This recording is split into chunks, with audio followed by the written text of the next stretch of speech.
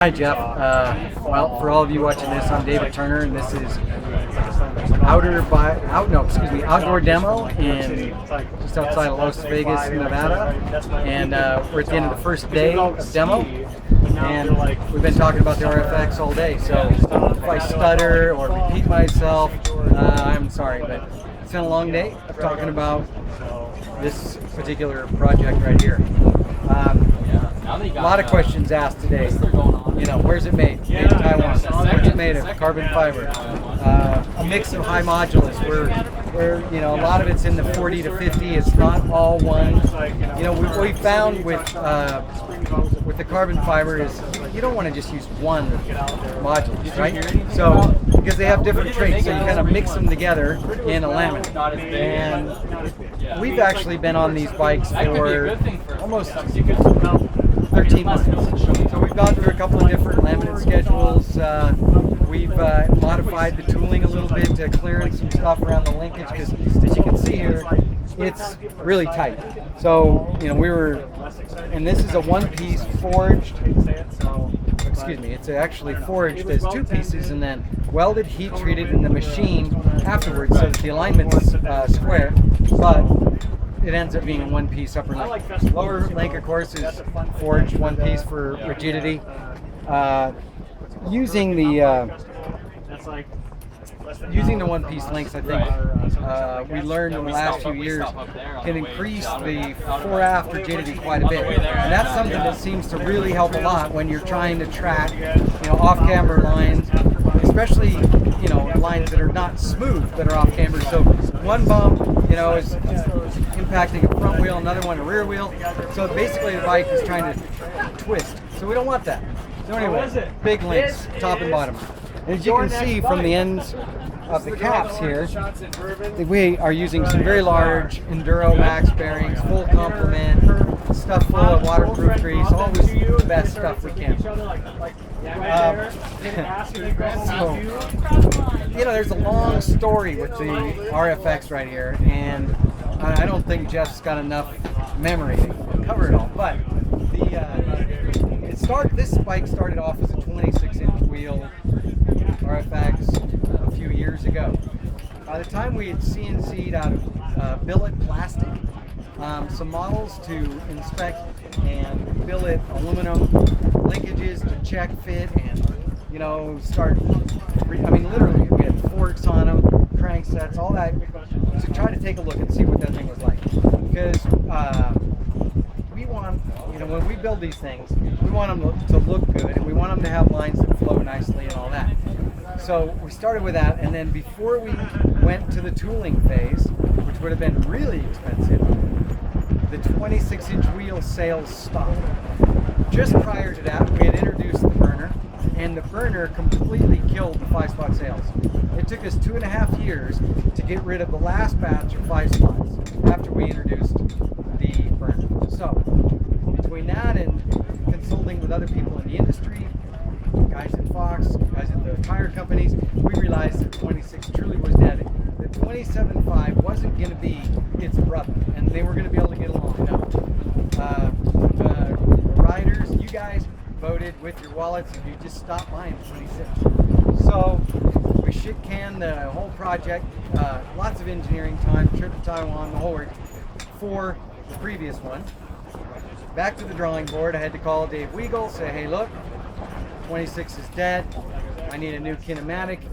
Here's revised geometry, because at that time we saw that this whole super trail bike, that was one of the code names, super trail bike, I know, real RFX, that we actually started into this kind of thing back in 1999 with the first RFX. So then it was becoming Enduro. Now it's Enduro, right? Before it was all mountain. But the requirements were getting tuned by, in the most part, riders, you guys.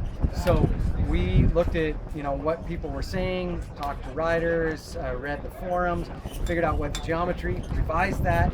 I provided all the numbers to Dave Weigel. Dave Weigel then creates the kinematics for the linkage and the upper and lower shock mount.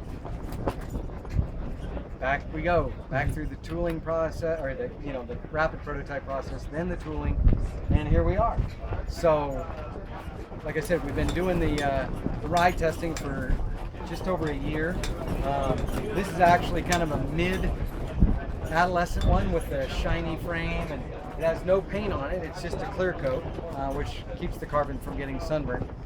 So, my wife likes blue, hence all the blue accents. Anyway, I wasn't, but I looked at it one time. What else? So anyway, back to what I think is really important to me about this whole project. So when we look at the front end of the bike, we see a 66-degree head angle, or I should say, when you guys look at the front of the bike and on this, the spec sheet, which is online, you see a 66-degree head angle. You see that there's a headset that you can change up to 1.5 degrees. So we could knock it out to a 64.5, especially if you put a 170 or 180 fork on it. And that handles all the downhill stuff, right? But hey, let's face it, nobody's going to spend almost $3,000 on a carbon frame just to downhill. It would be ludicrous, right? So if you really want to be just either a part guy or a truck shoulder guy, save the money, buy an alloy frame, and put it into the gas tank or into the lift tickets.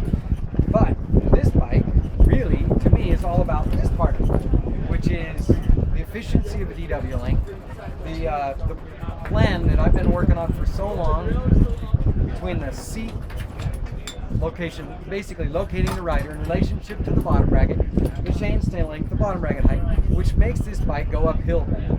So no matter how fast you are or how slow, generally it affects both up and downhill.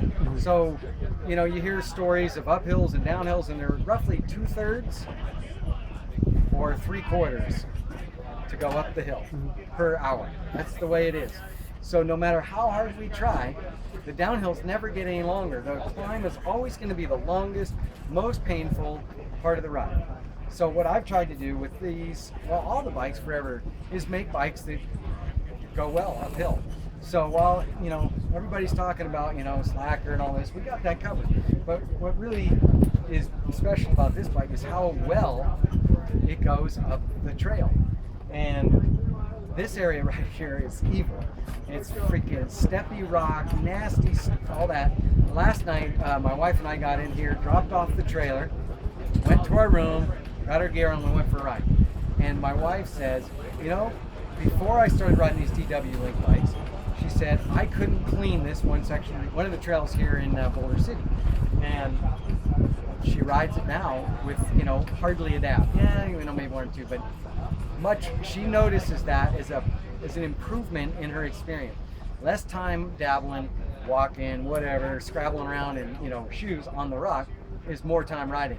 And that's really what, to me, is what this sport's all about, is mountain bike riding. And we've optimized the RFX to be the best rider, and that's why it's made of carbon.